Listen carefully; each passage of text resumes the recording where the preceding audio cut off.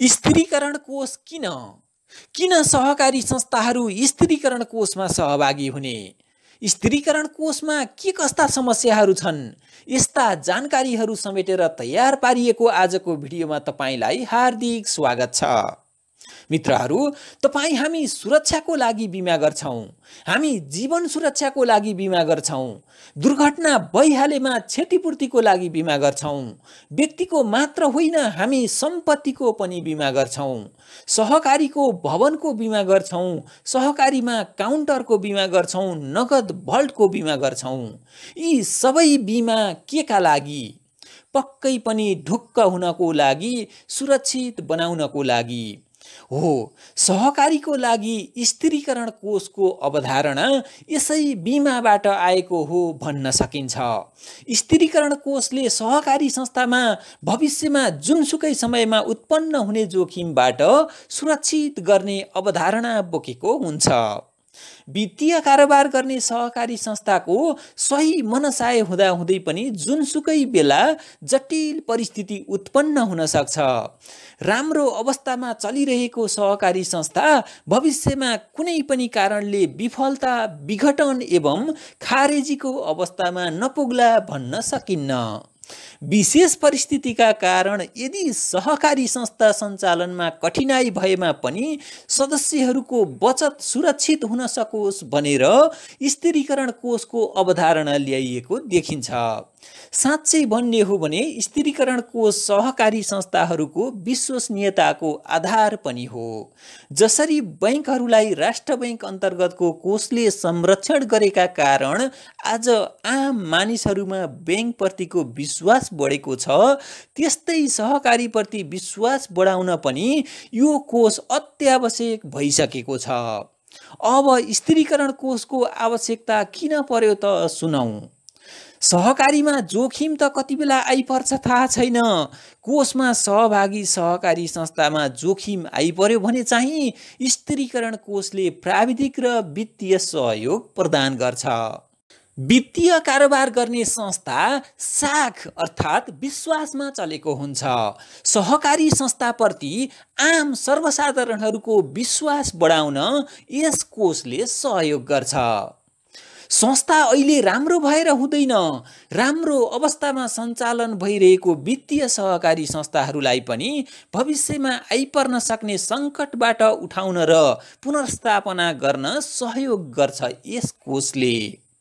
कोषमा सहभागी संस्था समस्याग्रस्त भएमा त्यस्तो संस्थाको सञ्चालनको जिम्मेवारी लिई सदस्यहरूको दायित्व भुक्तान गर्न र संस्था पुनः सञ्चालन गर्न सहयोग गर्छ।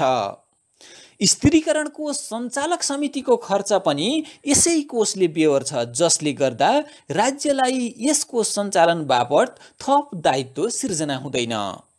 सहभागी सहकारी संस्था समस्याग्रस्त भएको अवस्थामा गठन भएको व्यवस्थापन समितिको खर्च पनि यसै कोषले बेहोर्छ। अब सहकारी संस्थामा स्थिरीकरण कोषको अभ्यासलाई हेरौं।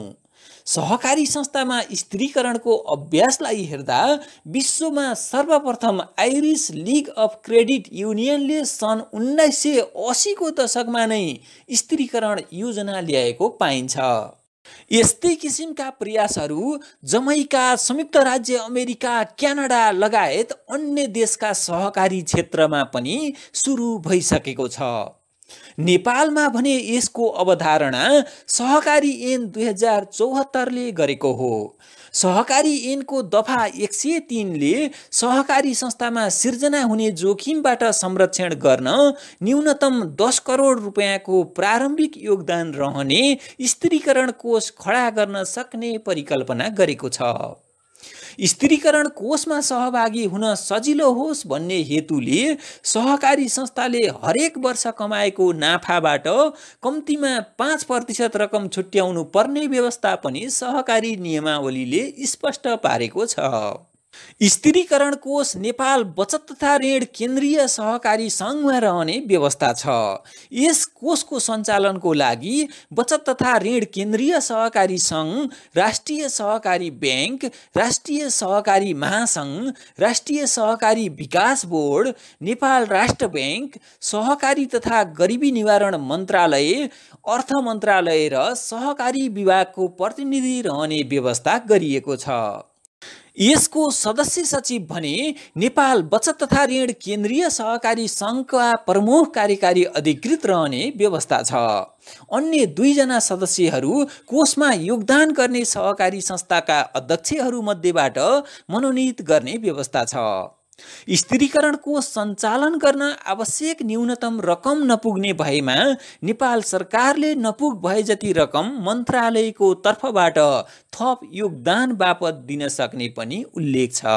तर नेपाल सरकारले थप गरेको रकम भने संस्थाहरूको योगदान बढ्दै जाँदा फिर्ता गर्नुपर्नेछ।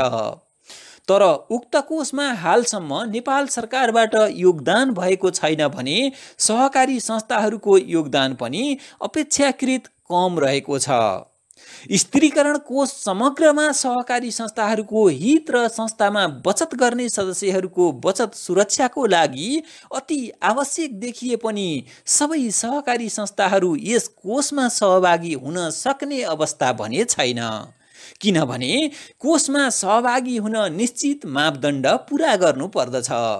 त्यसो भए कोषमा सहभागी हुन सहकारी संस्था कस्तो हुनुपर्छ त? यसका मापदण्डहरू कस्ता छन् जानकारी राखौं। पहिलो, कम्तीमा 5 वर्ष अघि स्थापना भई नियमित लेखापरीक्षण सम्पन्न गरेको हुनुपर्छ। दोस्रो, विगत 2 वर्षको साधारण सभा तोकिएको समयमा नै सम्पन्न गरेको हुनुपर्छ। तेस्रो, संस्थाले कर्जा वर्गीकरण गरी आवश्यक कर्जा नोक्सानी कोषको व्यवस्था गरेको हुनुपर्छ। चौथो, कुल सम्पत्तिको अनुपातमा कम्तीमा 5% संस्थागत पुँजी पुगेको हुनुपर्छ। पाँचौं, विगत 2 वर्षदेखि संस्था नाफामा चलेको हुनुपर्छ। छैटौं, संस्थामा सञ्चित नोक्सानी नभएको सहकारी संस्था कोषमा आबद्ध हुन सक्छन्। माथिका यी अनिवार्य व्यवस्थाहरू नेपालका अधिकांश सहकारी संस्थाहरूले पूरा गर्न सकेको अवस्था देखिँदैन। यसको मतलब कोषमा सक्षम सहकारी संस्था मात्र सहभागी गराएर कोषलाई सुरक्षित र मजबुत बनाउन खोजेको देखिन्छ। यसले कोषमा सहभागी संस्थाहरूका सदस्यहरूले ढुक्कले कारोबार गर्न सक्ने वातावरण बन्छ। स्थिरीकरण कोष सुरक्षित छ भन्ने लागेमा राम्रा सहकारी संस्थाहरूलाई सहभागी हुन पनि आकर्षित गर्ने नै छ।